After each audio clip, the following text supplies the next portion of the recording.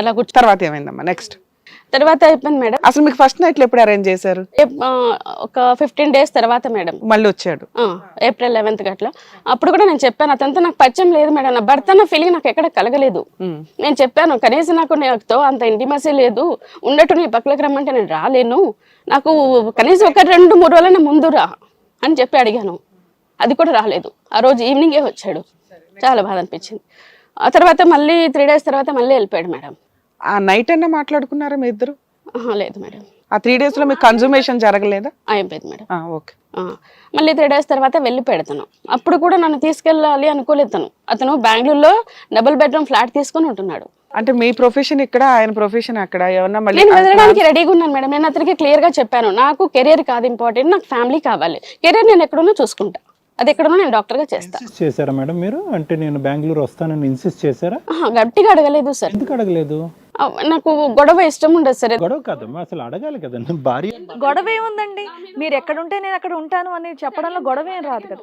ఒకటి నన్ను తీసుకెళ్ళు, లేదంటే నువ్వు వస్తావా, మనం ఏమన్నా ఓన్గా క్లినిక్ స్టార్ట్ చేద్దామా, హిందూపురంలో మనం ఉంది కదా, మనం అక్కడ ఓన్గా స్టార్ట్ చేద్దాము. సరే, మీ అమ్మ వాళ్ళంటే అబ్నార్మల్, మీ అత్త మామ కూడా అనలేదా, అరే కొత్త పిల్ల అమ్మాయిని తీసుకెళ్ళు, 2 రోజులు బెంగళూరు అన్నా చూపించి తీసుకెళ్ళి? చాలా డిఫరెంట్ మేడం. ఆ ఇంట్లో ఉన్నంత వరకు చాలా మేడం, తెలిసిన తర్వాత అంతా చెప్తే తెలుస్తుంది.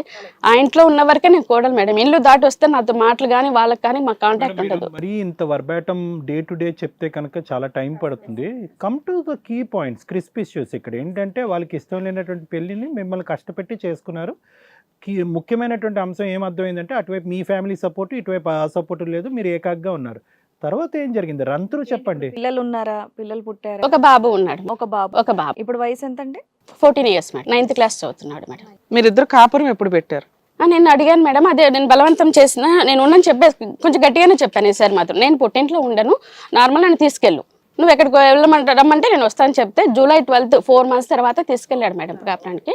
కాకపోతే అప్పటికి అతను చెప్పాడు అనమాట, అతనికి అప్పులు ఉన్నాయి, చాలా అన్ని హ్యాబిట్స్ ఉన్నాయి మేడం, డ్రింకింగ్ స్మోకింగ్ ఉంది, అప్పులు ఉన్నాయి అన్నీ చెప్పాడు. నేను అప్పుడు సరే జరిగిపోయింది కదా, జరిగిపోయిన తర్వాత యాక్సెప్ట్ చేయాలి కండిషన్, దాన్ని తగ్గట్టు పోదామని చెప్పి ఇద్దరం ఒక హాస్పిటల్లో మాట్లాడుకున్నాం మేడం, మిర్యాలగూడలో డాక్టర్స్గా. కొంచెం అప్పులు తీర్చేసిన తర్వాత కొంచెం ఎర్నింగ్ మనీ పెట్టుకొని ఓన్గా క్లినిక్ స్టార్ట్ చేద్దాం, రన్ చేసుకుందాం అని మాట్లాడి ఓకే చేసుకున్నాం. బెంగళూరు నుంచి వచ్చేసాడు, మీరు ఇక్కడ నుంచి మిర్యాలగూడలో ఒక ఇల్లు తీసుకొని ఉంటున్నారు. అత్తగారింటికి వెళ్ళాను, అక్కడ వారం రోజులే ఉన్నాను మేడం. అక్కడ కూడా వాళ్ళు ఏదో గొడవ పడ్డారు, నన్ను ఒక రూమ్లో పెట్టారు. వెళ్ళింది కొత్తగా వెళ్ళాను, July 12th వెళ్ళాను. ఇంట్లో ఏ సామాన్ లేదు మేడం బతకడానికి, ఏది వాళ్ళు తీయించలేదు. నా గోల్డ్ తీసి ఆ రోజు ఇచ్చేసారు అతనికి. వాళ్ళు తీయించేదేంటి, మీ అమ్మ వాళ్ళు పెట్టాలి కదా మా కొత్త కాపురానికి? ఏమి ఇవ్వలేదు మేడం, మాకు అట్లా లేదు. పేరెంట్స్ ఇవ్వలేదు, వాళ్ళు కొనలా, మీరిద్దరు సంపాదించుకుంటున్నారు, ఒక 5 లక్షలు పెడితే అన్ని సామాను వస్తాయి. ఇంతకాలం బట్టి ప్రాక్టీస్ చేస్తున్నారు, అప్పటికి పెళ్లి అయ్యే టైంకి ఎంతకాలం ప్రాక్టీస్ ఉందమ్మా మీకు? ప్రాక్టీస్ లేదు సార్, అప్పుడు గవర్నమెంట్ లో చేస్తున్నాను. 1 year అంతేనా? సేవింగ్ ఏం లేదా మీకు? Financial saving? నేను ఇంట్లో అమ్మ నాన్నకి ఇచ్చేసేదాన్ని. వస్తువులు తీసి ఎందుకు ఇచ్చేసారు? వస్తువులు వాళ్ళు ఎవరు మాకు అట్లా ఫార్మాలిటీ లేదు సార్ వస్తువులు ఇవ్వాలని మా ఇంట్లో. మరి ఏమి ఇచ్చారు అక్కడ? వాళ్ళు ఏమి ఇవ్వలేదు సార్. మీరేమి ఇచ్చారు ఆ ఇంటికి వెళ్ళిన తర్వాత? కట్నమా సార్? కాదు, ఈ సామాన్ అవి కొనటానికి మీరు ఏమైనా కాంట్రిబ్యూట్ చేశారా? చేయలేదు, అతని దగ్గర డబ్బు లేదన్నాడు, అప్పులు ఉన్నాయన్నాడు సార్. సో మీరేం చేశారు? నేను గోల్డ్ అంతర్జాతిలో పెట్టేసి నీ అప్పు కొంచెం తీర్చేసుకొని కొంచెం మనం ఇంట్లో సామాన్ కొనుక్కుందామని ఇచ్చేసాను సార్. ఆ రోజు ఇచ్చింది ఈ రోజుకి బ్యాంక్ లోనే ఉంది సార్. అప్పుడు ఇచ్చింది ఈ రోజు. 16 ఏళ్ల నుంచి బ్యాంక్ లో ఉందా గోల్డ్? మేడం సామాన్ కోసం కొనింది ఒకటి కాదు, అతను అప్పుల కోసం కూడా తీసుకున్నాడు మేడం. 2.5 lakh తీసుకున్నాడు. సరే, ఇల్లు మిర్యాలగూడలో స్టార్ట్ చేశారా? ఒక వారమే ఉన్నాం అక్కడ ఒక వారం, ఒక 15 days ఉన్నాను మేడం హిందూపురంలో. అప్పుడు కూడా అతనికి నాకు మధ్య ఎలాంటి రిలేషన్ లేదు. ఓకే, మీరు మిర్యాలగూడ షిఫ్ట్ అయ్యారా లేదా? అయ్యా మేడం. అక్కడ ఎంత కాలం ఉన్నారు? లోపల నేను ఒకటి జరిగింది మేడం ఇక్కడ హిందూపురంలో అనేది, అతను నాకు ఫిజికల్ రిలేషన్ ఉండేది కాదు, అతనికి అన్ని హ్యాబిట్స్ ఉన్నాయి కాబట్టి నేను అడిగాను అతన్ని, నాకైతే పిల్లలు కావాలి. అతను 30 years రన్నింగ్ అన్నారు కానీ అప్పటికే 35 క్రాసింగ్, అన్ని హ్యాబిట్స్ ఉన్నాయి. యాజ్ ఎ డాక్టర్గా నాకు తెలుసు కాబట్టి నేను చెప్పాను అతనికి, నాకైతే పిల్లలు కావాలి, ఓవులేషన్ పీరియడ్ ఉంటుంది కాబట్టి ఆ టైంలో ఒక 3 days కలుద్దాము, నాకు పిల్లలు అయితే కావాలని చెప్పాను. ఆ 3 days కలిసాను మేడం. తర్వాత మళ్ళీ లేదు. ఆ తర్వాత వెళ్ళిపోయి మిర్యాలగూడకి వెళ్ళిపోయిన తర్వాత నెక్స్ట్ మంత్ కి నాకు ప్రెగ్నెన్సీ కన్ఫర్మ్ అయింది. మిర్యాలగూడలో ఎంత కాలం ఉన్నారమ్మా? జస్ట్ ఒక 10 to 15 days మేడం. ఇల్లు తీసుకొని? Yes madam. జాబ్ జాయిన్ అయ్యి? Yes madam. 10 to 15 days అంతే మేడం. అక్కడ ప్రెగ్నెన్సీ కన్ఫర్మ్ అయిన తర్వాత నేను చేసే హాస్పిటల్లో 150 bedded hospital madam. Morning 9 to evening night 9 వరకు నాకు డ్యూటీ, నాకు మాత్రమే కంటిన్యూ డ్యూటీ ఉంటుంది. అతను ICU. మేడం చెప్పేశారు, ఫస్ట్ ప్రెగ్నెన్సీ అమ్మ, నువ్వు చెయ్యొద్దు, ఇబ్బంది పడతావు, అబార్షన్ అయ్యే ఛాన్సెస్ ఉంటాయి. మీ పుట్టింటికి వెళ్ళిపోయారా? పుట్టింటికే రావద్దన్నారు. మరి ఎక్కడున్నారు మీరు? మళ్ళీ అనంతపూర్ షిఫ్ట్ అయిపోయా మేడం. అనంతపూర్ లో ఎవరున్నారు? ఎవరు లేరు, ఇతను జాబ్ చూసుకున్నాడు. కాదమ్మా, అనంతపూర్లో మళ్ళీ జాబ్ దొరికిందని అక్కడికి షిఫ్ట్ అయ్యారు. అక్కడ ఎంతకాలం ఉన్నారు? అతను 6 months ఉన్నాను మేడం. ఆ తర్వాత నేను పుట్టింటికి వచ్చాను, ప్రెగ్నెంట్ కదా మేడం, నేను పుట్టింటికి వచ్చాను. మళ్ళీ కాపురం ఎప్పుడు స్టార్ట్ చేశారు? లేదు మేడం, అక్కడ నుంచి అయిపోయింది, డివేట్ అయిపోయింది. 2009-10 చెప్తున్నారు. Yes madam. అప్పటి నుంచి మీరు సపరేట్ గా ఉన్నారు ఇప్పటిదాకా? సపరేట్ కంటే అప్పుడప్పుడు గెస్ట్ లాగా వస్తాడు మేడం తను. కాపురము ఇల్లు కాపురం పెట్టడం అయితే ఏమీ లేదు. మీకు మీ బాబుకి మెయింటెనెన్స్ ఇవన్నీ ఎవరు ఇది లేదు మేడం. మీరు ఏమైనా కేసులు ఫైల్ చేశారా? ఇప్పుడు 2021లో చేశాను మేడం. ఎందుకని 10 years ఎందుకు వెయిట్ చేశారు? 11 years లీగల్ ప్రొసీడింగ్స్ గానీ, కాపురం నిలబెట్టుకోవడానికి గానీ, పంచాయతీలు గానీ ఏమీ లేకుండా పంచాయతీలు 2-3 సార్లు అయ్యాయి మేడం. ఏంటి అసలు మీ మీద ఏం చెప్తున్నారు వాళ్ళు? నాకు ఇప్పటికీ రీజన్ తెలియదు మేడం, ఆ? నిజంగా ఈ తెలియదు. అమ్మాయితో కాపురం చేయడానికి మా రీజన్ ఇదండి అని ఏదో ఒకటి చెప్పాలి కదా. చెప్పట్లేదు మేడం. నేను అడిగాను, మా ఆయన అడిగాను ఎన్నోసార్లు. ఎప్పుడో ఒకసారి ఇంటికి వస్తాడు, నేను కూర్చోబెట్టి అడుగుతాను, అసలు నీ ప్రాబ్లం ఏంటి, నువ్వు ఎందుకు ఇంటికి రావు?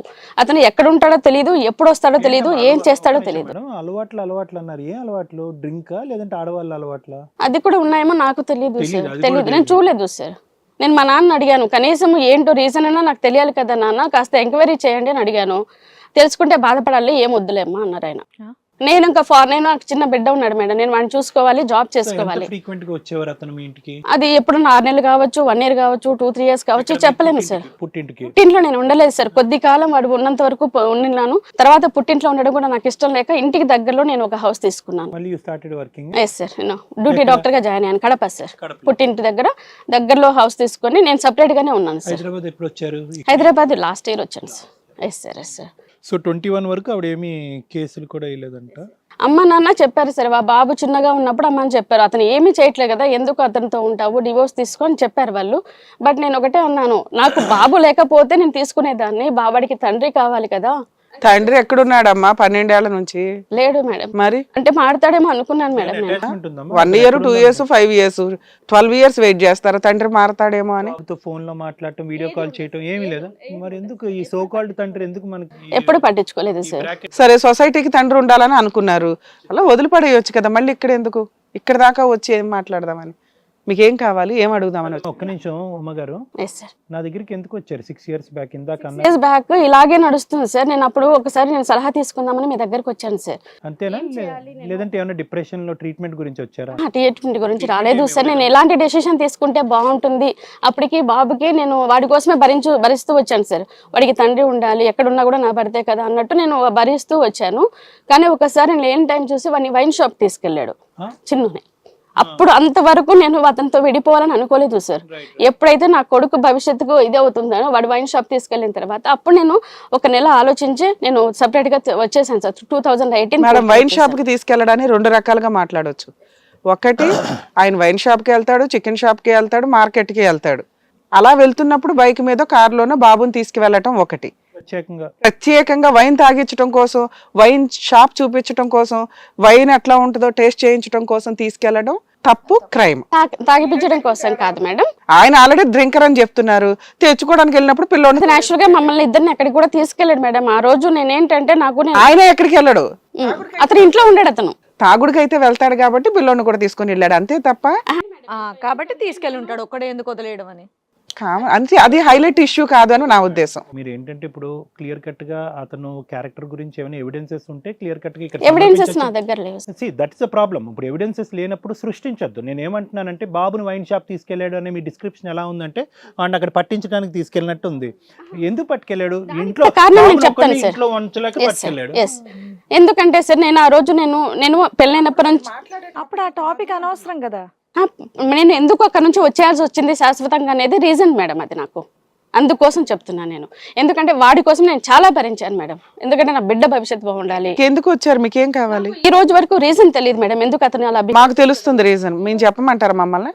ఈ రోజు వరకు నేను అతన్ని అడిగాను madam, me reasons for coming here చెప్పండి మేడం. నాకు తెలియదు సార్, నేను చాలా సార్లు అడిగాను అతను, ఏంటి నీ ప్రాబ్లం ఏంటంటే. రీజన్స్ ఫర్ కమింగ్ హియర్ అతను ఎలాగే చెప్పలేదు. ఇన్ని సంవత్సరాలు బట్టి చెప్పనోడు ఇప్పుడు చెప్తాడేమో అన్నది మాకు తెలియదు. కానీ మీరు ఇక్కడ మా దగ్గరికి ఎందుకు వచ్చారు? నాకు ఇప్పటికైనా రీజన్ తెలుసుకుని నేనైతే విడిపోవాలని డిసైడ్ అయిపోయాను సార్. ఇప్పుడు ఈ జనవరికి డిసైడ్ అయిపోయాను. చాలా వరకు ఎదురు చూసాను, మాట్లాడి. సింపుల్ కదా, మీరు విడిపోవాలనుకుంటే మా దగ్గరికి వెళ్ళి డైవర్స్ కేసు వేసుకోవచ్చు కదమ్మా. ఇక్కడికి ఎందుకు వచ్చారు? మమ్మల్ని ఏమడదు అంటే సలహాలు ఎక్స్పర్ట్సే చెప్తే బాగుంటుందనే. ఆల్రెడీ 2 లాయర్ని పెట్టుకుని మోసపోయాను మేడం. వాళ్ళిద్దరు కూడా మోసం చేశారు. కేసులు ఏం వేశారు? కేసు వేసాం మేడం. ఎప్పుడు వేశారు? 2021 లో వేసాం. ఏమైంది? అది కేసు క్లోజ్ చేశారు మేడం. అతను రాలేదు, లాయర్ కూడా రాలేదు కోర్టు. ఎవరు లాయరు? నా లాయర్, నేను పెట్టుకున్నాను. లాయర్ వెళ్ళకపోతే మీరు వెళ్ళాలి. నేను వెళ్ళాను మేడం. నేను దాదాపు 7 times అటెండ్ అయ్యాను మేడం. ఒక్క లాయరే కాదు కదా. మీ ఆయన డివోర్స్ ఇవ్వనని ఏమన్నా చెప్పాడా? ఇప్పటి వరకు ఇవ్వనని చెప్పారు మేడం. ఇప్పుడే మాత్రం ఇస్తానని ఉన్నాడు. ఇప్పుడే ఇంకేంటి, అయిపోయింది కదా ప్రాబ్లమ్ సాల్వ్. ఇప్పుడు రెడీయా? ఈ రోజుకి నాకు రీజన్ తెలియదు మేడం ఎందుకండి. కనుక్కోవాలి. నాకు నేను ఏం తప్పు చేశాను కూర్చోబెట్టి అడిగేదాన్ని. నువ్వు ఈ విధంగా ఉన్నావు, నాకు నచ్చలేదు, అందుకే నేను రావట్లేదు అని రీజన్ చెప్పు. లేదు నీకు ఇంకొక అమ్మాయి ఉందా చెప్పు, నేను తప్పుకుంటా, మీ ఇద్దరు హ్యాపీగా ఉండండి. ఇవన్నీ నేను అడిగాను. మీకు అతని నెంబర్ ఉందా? ఫోన్ నెంబర్ ఉంది సార్.